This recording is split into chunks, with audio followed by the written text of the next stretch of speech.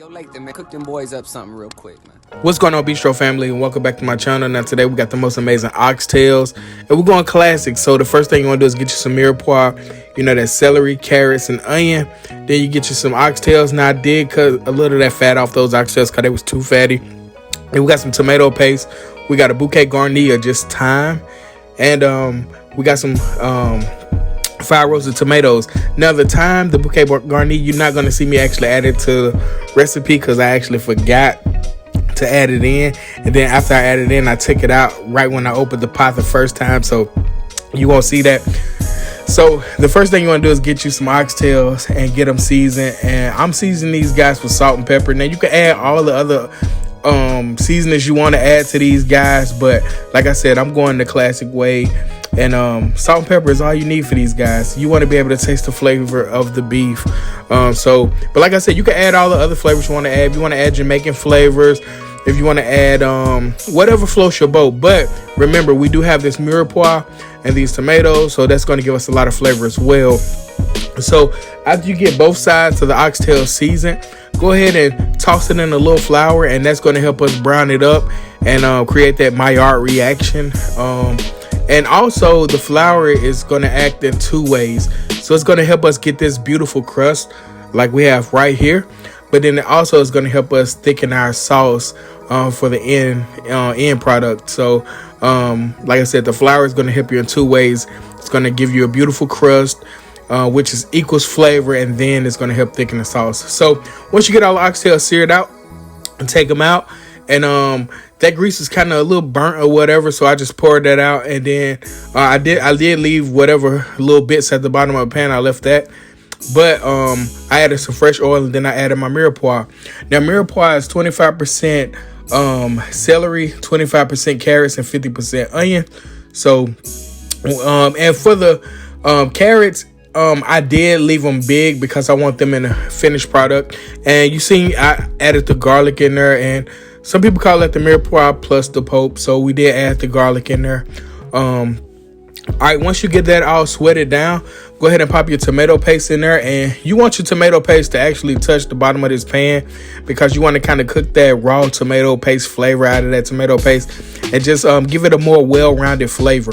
All right, once you get that tomato paste cooked in, go ahead and add your fried roasted tomatoes, and then get everything mixed in together. You want to kind of just simmer it for a little while. You want everything to marry together and these flavors to marry, but you don't have to do it too long because remember, we are going to braise this thing in the oven for about 4 or 5 hours. So it's going to go real long in the oven. So all these ingredients are going to get to know each other eventually. So then we added a quart of beef broth in there. Once you get that quart of beef broth in there, you want to bring that up into a simmer. Once you get it to a simmer, you want to go ahead and add your oxtails to it. Now,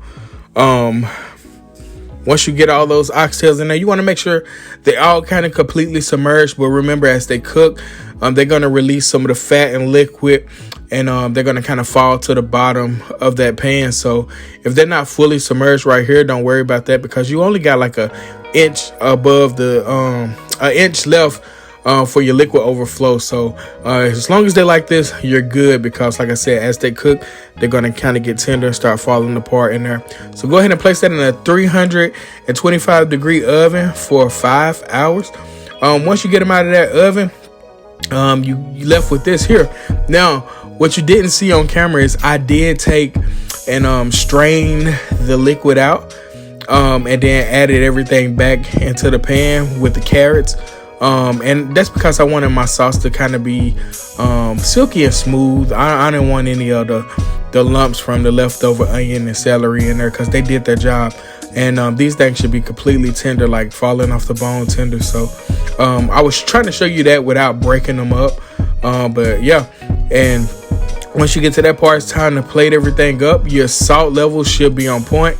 Everything should be on point if you did it exactly the way I did it. You don't need anything additional. Like I said, we did it the classical French way, so that mirepoix incorporated a lot of flavor into these oxtails. The sauce is beautiful.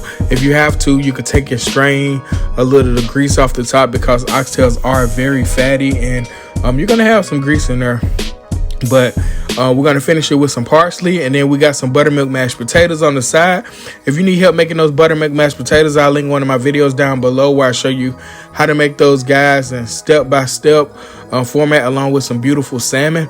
But yeah, man, there you have it, the most amazing oxtails, braised oxtails, the classical French way from the Bistro. Like I said, if you think my seasonings or whatever was boring, you can go ahead and add your jerk seasonings to it, or marinate them however you want to do it. But I just try to take a step back and just show you a real classical way on how to cook oxtails, and letting the oxtail shine versus letting any other seasonings or spice shine. So I just wanted to show you how to create a beautiful oxtail dish by using simply oxtails and the classical mirepoix, which is the carrots, the celery, and the onion. But yeah, man, I want to thank you guys for checking this video out. Like, comment, share, subscribe. Oxtails from the Bistro. Man, hit that subscribe button if you haven't done so. Like the videos. Go check out the whole catalog of videos. If you're here for this video, it's a whole catalog of videos with like over 140 recipes you should check out. And more recipes coming every week. But yeah, man, like, comment, share, subscribe. The most amazing oxtails from the Bistro. I'll catch you guys on the flip side. I'm out.